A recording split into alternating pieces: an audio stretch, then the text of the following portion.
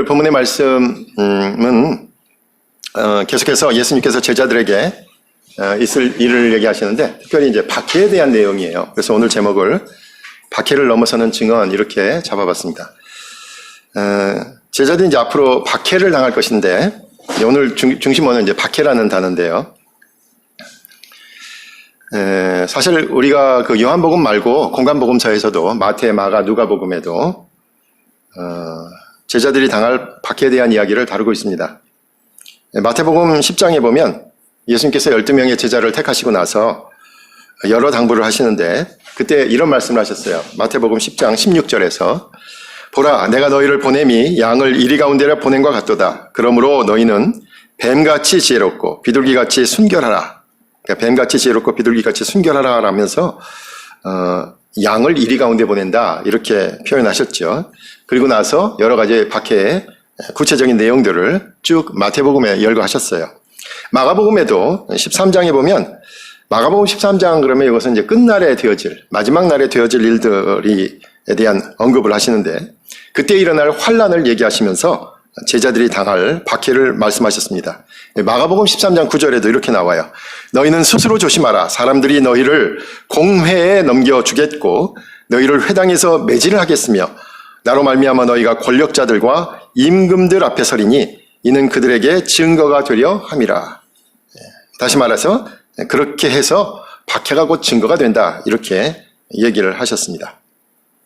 어떤 박해를 받느냐라는 내용은 사실 공간복음서에 더 자세히 나옵니다.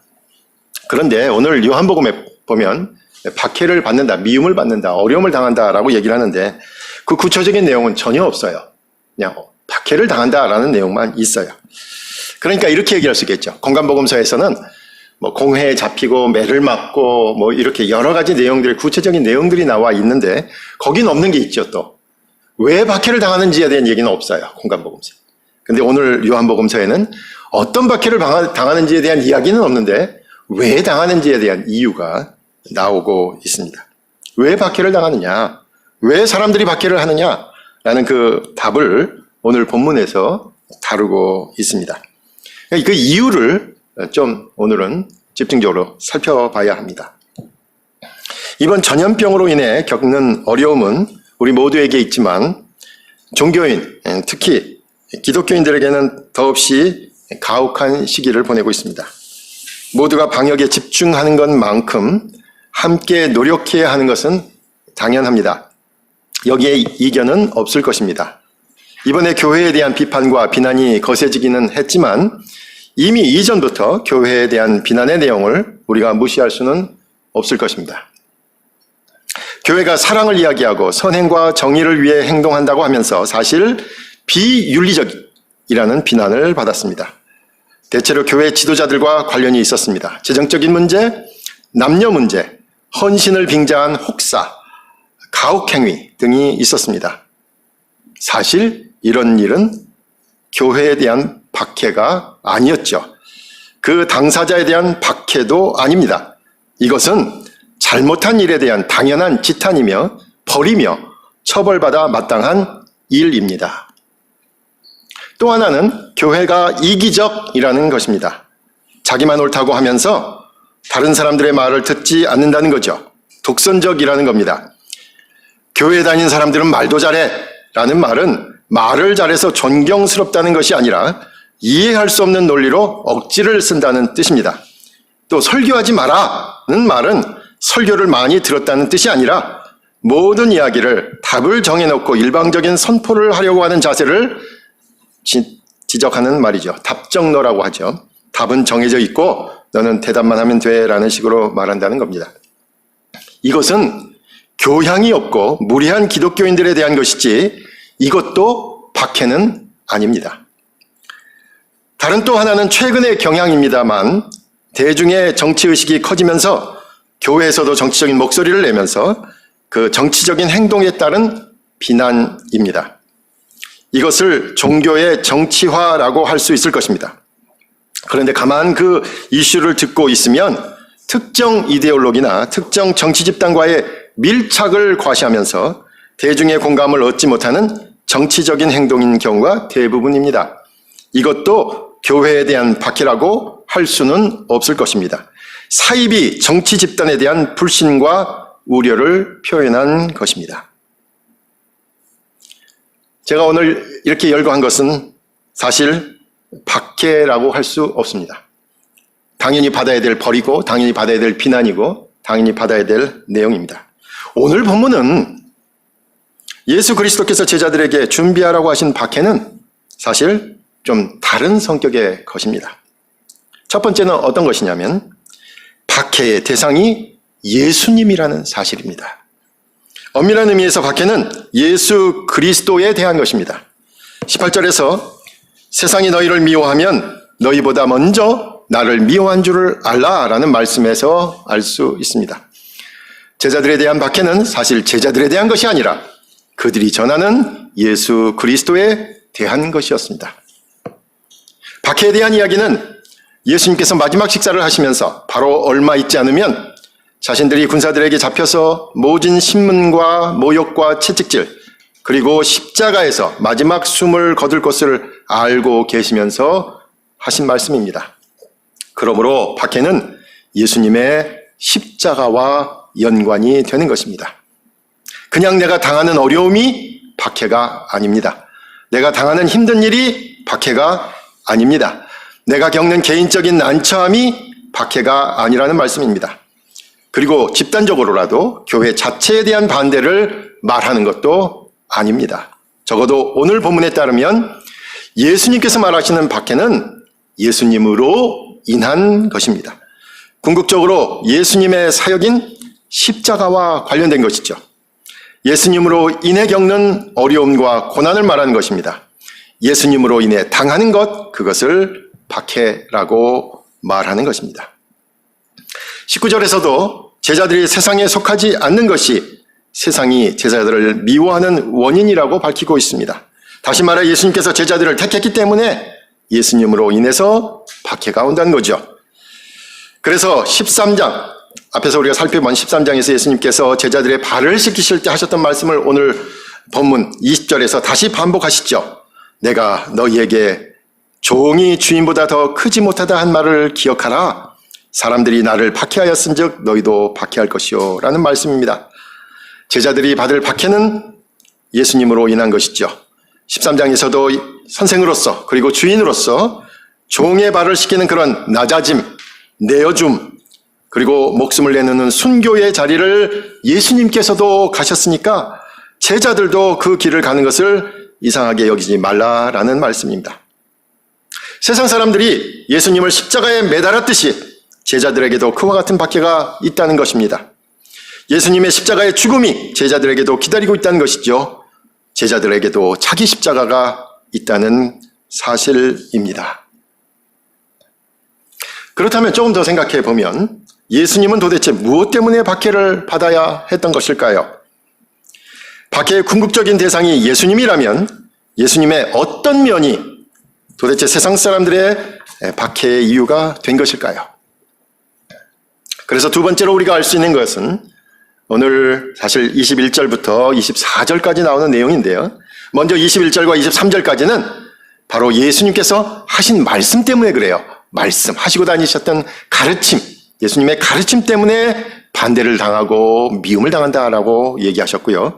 24절은 예수님께서 하셨던 행동, 일, 삶, 예수님의 사역 때문에 반대를 맞는다라고 말씀하셨어요. 그러니까 예수님이 반대를 당한 이유는 그분이 하셨던 말씀, 가르침, 또 하나는 그분의 삶과 사역과 관련되어 있다, 이렇게 말씀드릴 수 있어요. 첫 번째는 우선 예수님의 말씀, 즉 가르침 때문에 박해를 받으신 겁니다. 왜 예수님의 말씀을 받아들이지 않았습니까? 좀 살펴볼 필요가 있어요. 우리가 이제 선후관계에서 이렇게 생각할 수 있죠. 이 사람들이 죄가 있어서 예수님의 말씀을 받아들이지 않은 것인지, 예수님을 받아들이지 않아서 죄가 된 것인지, 우리는 교리적으로 되게 예수님을 받아들이지 않은 걸 죄로 얘기하지만 오늘 본문은 좀 다른 각도에서 얘기하고 있습니다. 그 힌트를 제공하는 것이 로마서 2장 23절에서 24절입니다. 로마서 2장은 이런 말씀이죠. 율법을 자랑하는 내가 율법을 범함으로 하나님을 욕되게 하느냐? 기록된 바와 같이 하나님의 이름이 너희 때문에 이방인 중에서 모독을 받는도다. 로마서 2장의 말씀은 유대인들에 대한 책망을 하시는 내용입니다. 그러니까 이제 바울 사도가 하는 내용인데, 율법을 자랑하는 내가 율법을 범함으로, 이 대목이에요. 율법을 범했다 이거예요. 다시 말해서 유대인들이 율법을 지키지 않고 타락했기 때문에 예수님의 말씀을 그대로 받아들이지 않았다는 겁니다. 유대인들이 자신들의 죄로 인해서 예수님의 말씀을 받아들이지 않은 것이죠. 바로 유대인들이 자신들이 가장 자랑으로 여기던 율법을 정작 자신들은 지키지 않았기에, 지키지도 않으면서 뭐라 그래요? 하나님의 사랑을 받는 민족이다라는 종교적인 교만을 키웠기 때문에 예수님을 배척했던 것입니다. 다시 말해서 유대인들은 자신들의 죄와 교만으로 인해서 진정한 메시아라고 자신을 드러내신 예수님의 말씀을 받아들이지 못한 겁니다. 결국 자신들의 도덕적이고 율법적인 죄로 인해서 예수님이 하나님의 메시아라는 말씀을 받아들이지 않았으니까 결국 하나님에 대한 반대를 한 것입니다. 죄로 인해서 하나님의 일을 막아선 것이 바로 박해로 나타난 것입니다. 그러니까 예수님의 가르침에 대한 반대는 결국 그들의 죄로 인한 것이다 라는 것을 알 수 있습니다. 또 하나의 모습은 예수님의 사역, 예수님의 삶에 대한 반대예요. 우리가 예수님의 사역의 많은 부분은 복음서에 나오죠. 근데 복음서에 나와 있는 예수님의 사역의 많은 부분은 기적입니다. 기적. 요한복음에서도 예수님의 기적을 딱 7가지만 추려서 표적이라고 강조했습니다. 예수님의 사역의 많은 부분이 표적 또는 이 기적 이야기입니다. 그럼 예수님의 기적 때문에 예수님의 반대를 당하셨을까요? 그건 아닌 것 같아요. 예수님의 사역 가운데서 반대한 것은. 왜냐하면 유대인들 가운데서도 기적을 베푸는 사람들이 있었다라는 기록이 있어요. 누가복음 11장 19절에 보면 예수님께서 귀신을 쫓아내고 말 못하는 사람이 말을 하게 됐어요. 그러니까 사람들이 뭐라 그럽니까? 어떤 사람이 귀신의 왕 바알세불을 힘입어서 이런 일을 한다라고 비난했습니다. 그러자 예수님께서 이렇게 말씀하셨어요. 내가 바알세불을 힘입어 귀신을 쫓아내면 너희 아들들은 누구를 힘입어 쫓아내느냐? 너희 아들들은 누구를 힘입어 쫓아내느냐? 그러니까 이것도 결국은 유대인들 가운데서도 기적을 행하는 사람들이 있었다라는 것이죠. 당시 유대인들 사이에 기적을 행하는 사람들이 있었고요. 그렇다면 도대체 예수님의 어떤 사역 때문에 유대인들이 반대를 했을까요? 우리가 살펴본 요한복음 9장의 실로암 이야기가 여기에 단서를 제공합니다. 나면서부터 맹인되었던 사람을 실로암에서 고치니까 그때 바리새인들이 그러죠. 그 고침받은 사람들을 통해서 예수님께 분노를 합니다. 근데 그 고침을 받았다라는 사실이 아니라 무엇 때문에 예수님을 잡아서 죽이려고 합니까? 그것이 바로 안식일에 있었다는 거예요. 그 일이 안식일에 있었다. 다시 말해서 예수님의 사역이 기적을 일으켰다라는 사실보다는 그 사역이 자신들이 금과 옥조처럼 여기는 율법, 안식일을 어겼다라는 것이었습니다. 유대인들이 분노한 것은 예수님께서 안식일을 범했다는 것이요. 예수님께서 안식일이 사람을 위해서 있는 것이다. 사람을 살리기 위해서 안식일이 있다라는 해석을 받아들일 수 없었던 거죠. 결국 예수님께서 자신들의 종교적인 틀을 깨는 인물로 보았던 겁니다. 그리고 더 나아가 예수님께서 그 안식일을 부여한 하나님 자신이다라는 사실을 받아들이지 않아서 예수님을 반대하고 박해한 것입니다. 그렇다면 예수님의 말씀과 가르침에 대해서는 그들의 죄 때문에 예수님을 반대한 것이고, 예수님의 사역, 예수님의 삶에 대해서는 결국 자신들이 하나님으로 알아보지 못해서 예수님을 반대한 것입니다. 결국 하나님을 알아보지 못한다는 건 결국 뭘까요? 궁극적인 존재, 초월적인 존재를 알아보지 못했다라는 겁니다. 예수님의 말씀은 그들의 죄 때문입니다. 예수님의 사역에 대한 것은 그들이 궁극적인 것을 보지 못한다라는 것입니다. 저는 여기에서 현재도 그와 같다라고 생각합니다. 누군가 예수님으로 인해 기독교를 박해한다면 그것은 자신들의 죄를 말하는, 인정하지 않는 교만과 관련이 있다라고 생각합니다. 누군가 예수님을 받아들이지 않으면 그것은 궁극적인 존재를 인정하지 않으려는 영적인 무지나 무관심과 관련이 있다라고 생각합니다. 자신의 잘못을 결코 인정하지 않으려는 마음, 그리고 궁극적인 존재에 대한 무관심, 지금도 교회가 마주하고 있는 박해의 상황입니다. 잘못을 인정하고 용서를 구하는 것이 드문 때가 되었습니다.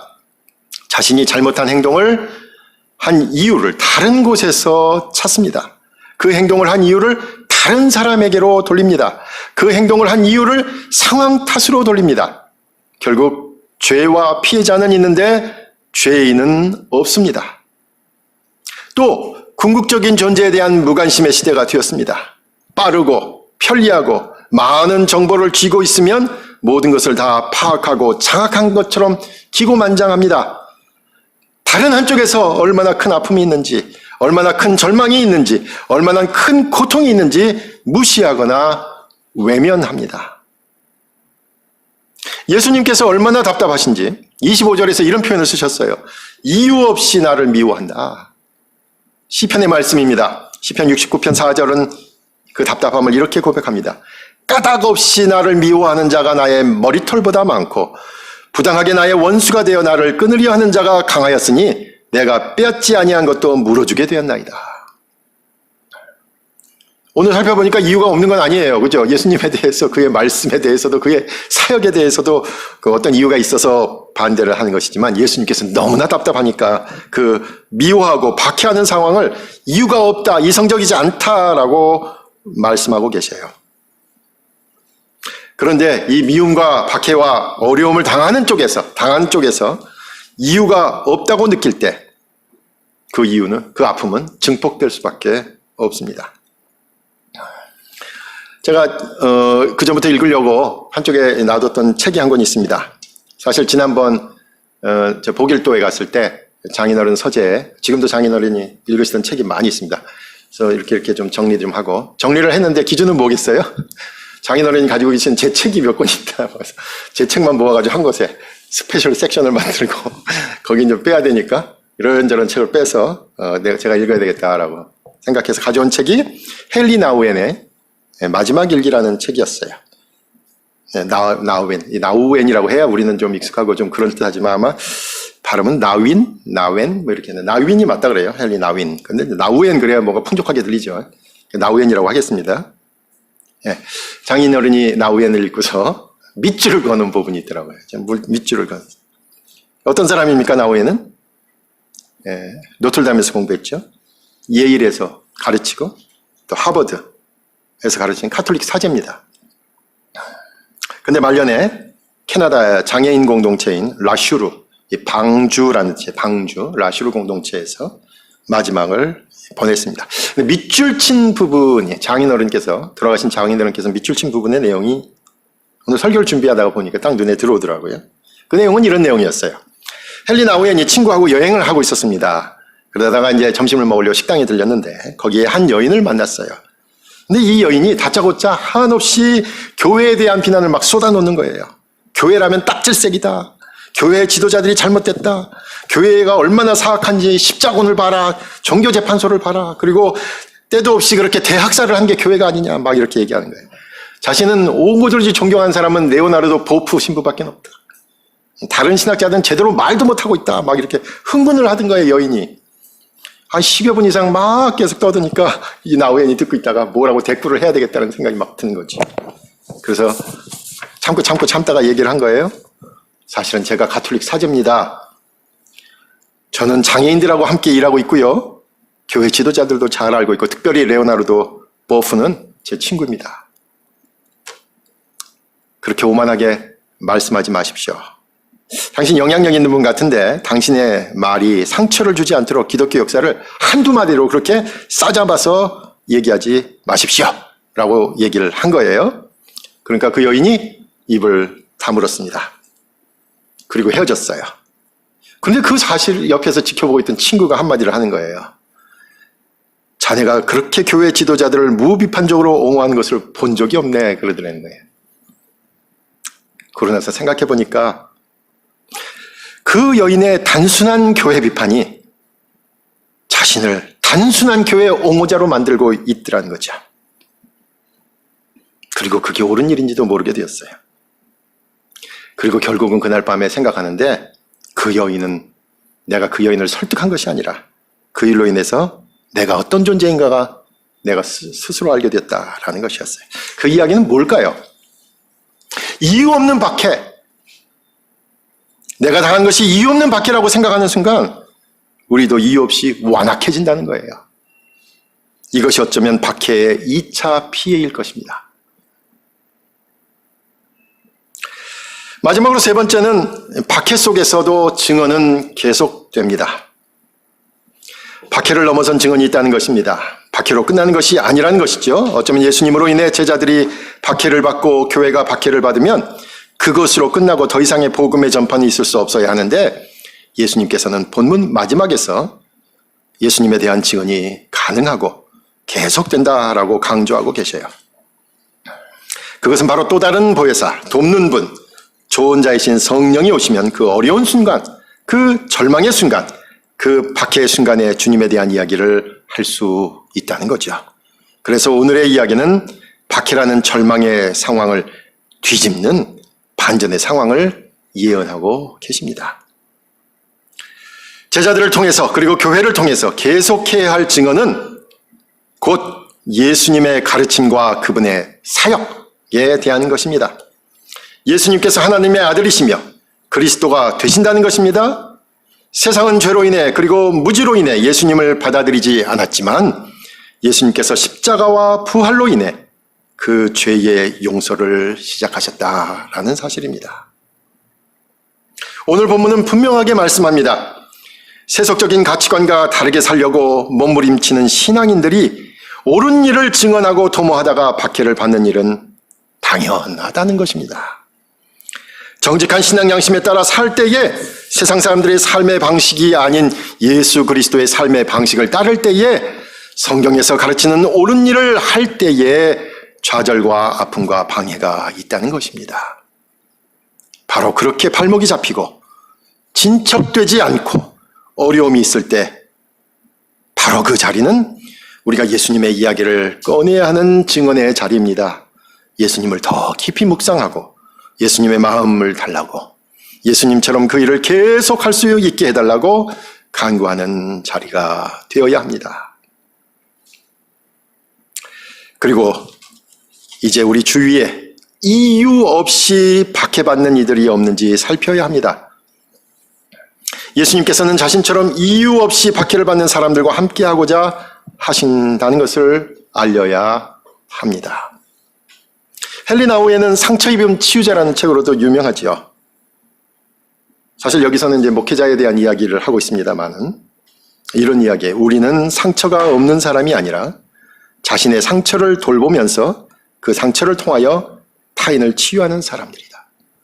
우리 평신도 중심의 교회인 언덕교회도 이게 단순히 목회자에게만 해당되는 것이 아니라 여러분 각자가 상처가 없기 때문에 남을 돌보라는 것이 아니죠. 상처가 있기 때문에 그 상처로 인해서 다른 사람을 만나고 다른 사람 함께 치유해 갈 수 있다는 것입니다. 나우에는 계속해서 이런 얘기를 합니다. 우리의 상처는 타인의 상처와 고통을 수용하는 환대의 자리이며, 요즘 많이 얘기하는 하스피텔러티죠. 환대의 자리이며 타인을 위한 치유의 원천이라는 거예요. 예일에서도 가르치고 하버드에서 가르치다가 갑자기 이분이 가르치는 것을 그만두고 라로시 공동체로 간 이유가 있었죠. 그것은 무엇입니까? 아담 아네트라는 장애인 청년을 만난 사건이었습니다. 아담은 말도 할 수 없고 거동도 할 수 없는 장애인 청년이었습니다. 그런데 바로 그 장애인 청년을 통해서 나우에는 뭐라고 얘기합니까? 그 청년을 통해서 자신을 방문한 예수님을 만났다라고 고백합니다. 그가 일평생 찾던 신앙의 답이 바로 그 작고 연약한 청년을 만나면서 그와의 사랑을 통해서 깨닫게 되었던 것입니다. 아담은 건강하지 않아서 결국 먼저 세상을 떠났습니다. 마지막 숨을 거두는 그 순간 나우에는 이렇게 말합니다. 우리는 그 아담을 통해서 우리 가운데 살아계시는 그리스도를 만져보았다. 그리고 예수님이 함께 하시기에 아담을 만진 사람은 누구나 치유를 받았다라고 말합니다. 자신이 내내 아파했던 상처와 나약함을 안고 살았던 나후에는 눈앞에서 숨을 거두는 그 장애인 아담을 통해서 치유를 받은 것입니다. 예수 그리스도로 인해 저와 여러분에게 분명히 어려움이나 고난이나 박해가 있을 것입니다. 여러분이 처한 상황에 따라 그 모양은 다를 수 있을 것입니다만 각자 자신이 마주한 인생의 무게, 내가 지고 있는 내 십자가가 가장 크게 느껴집니다. 그러나 그 절벽과 같은 것에 마주한 그 순간에 성령님을 통해서 계속 주님을 묵상하고 주님께 더 가까이 다가갈 수 있기를 바랍니다. 아무리 세상이 죄로 가득하고 자신을 미워하고 배척해도 바로 그 세상을 구원하기 위해 십자가를 지신 주님을 잊지 말고 그 주님께서 부활하셨음을 기억하고 증언하시기 바랍니다. 증언은 박해를 넘어설 수 있습니다. 그리고 더 나아가서 우리 주위에 이유 없이 박해를 받는 이들이 있다면 바로 그들과 주님께서 같이 계시다는 사실을 잊지 말고 여러분 주님을 만나기 원하세요? 여러분 주위에 이유 없이 박해를 받는 사람들 그 사이에 예수님이 계셔요. 딴 데 계신 것이 아니라 주님을 만나시기를 원하시면 이유 없이 박해를 받는 사람들을 찾아가셔서 그 가운데서 주님을 발견하는 저와 여러분이 되시기를 간절히 부탁드립니다. 기도하겠습니다. 우리 오늘 목사님께서 박해를 넘어서는 증언이라는 제목으로 요한복음 말씀 나눠주셨는데 혹시 말씀 들으시면서 궁금하신 거라든지 아니면 좀 나누고 싶은 말씀이 있으시면 생각 떠오른 거라든지 나누고 싶은 말씀이 있으시면 말씀해 주셔도 좋겠습니다. 한국 교회가 사회적 박해를 일으키는 선입관 극복에 나서도록 이런 기도 제목을 주셨는데 아마도 이제 한국 교회가 열심히 한다고 하는데 어떻게 보면 하나님의 뜻을 따라서 열심히 한다고 하는데 이제 그것이 사회적으로 좀 사회에서 그거에 대해서 좀 안 좋은 얘기를 하니까 박해라고 생각하면서 좀 오늘 설교 중에도 어떤 말씀을 하셨는데 그런 것들을 이제 극복에 나서도록 기도를 좀 하면 좋겠다 그러는데 어떻게 이 한국교회가 이런 선입관을 극복을 좀 할 수가 있을지 우리가 물론 기도하겠지만 목사님 혹시 생각이 좀 있으시면 한국교회가 이런 사회적 박해를 어떻게 보면 박해를 유발하는 거일 수도 있을 텐데 그런 사회적 박해를 유발할 수 있는 유발을 시키는 그런 선입관을 어떻게 하면 극복을 할 수 있을지 그런 혹시 목사님 설교 준비하시면서 그런 생각 혹시 좀 해보신 게 있으시면 잠깐 나눠주시면 좋겠습니다. 사실은 그런 뜻은 아니었고요. 사회적 박해를 일으키는 선입관은 사실은 이제 사회에서 잘못된 선입관 때문에 박해를 받는 사람들이 있다. 제가 오늘 헨리 나우엔 얘기했잖아요. 그러니까 이제 장애나 사고나 질병은 이유가 없잖아요. 사실은 우리가 그 이유를 찾을 수 없잖아요. 그런 분들에 대한 것. 또 우리가 요즘 얘기되고 있는 인종, 그죠? 또 여성, 남성, 뭐 이런 문제들, 민족적인 문제, 여러 가지 문제들이 있을 것 같아요. 저는 사실 이제 그 얘기를 한 거예요. 그래서 그런 사회적 가르치는 선입관. 사실 많은 목회자들이, 신학자들이 그런 답을 너무 쉽게 내리잖아요. 아프면은 죄져가지고 벌 받은 거라고. 그 이유가 없죠, 사실은. 그런 이유 없는 것에 대한 그런 고난, 당한 사람들에 대한 선입관. 오늘 아마 낮에 뭐 차별금지법 이것도 아마 좀 관련이 있을 거예요. 저는 사실 그걸 좀 염두에 뒀어요. 오늘 본문에서 이유 없이 당하는 박해에 동시 찾아도 이유 없이 당하는 게 있다고요. 그러니까 이제 그런 부분에 대해서 논쟁적인 부분도 여전히 있죠. 그래서 저는 이유 없이라는 방점을 찍었습니다.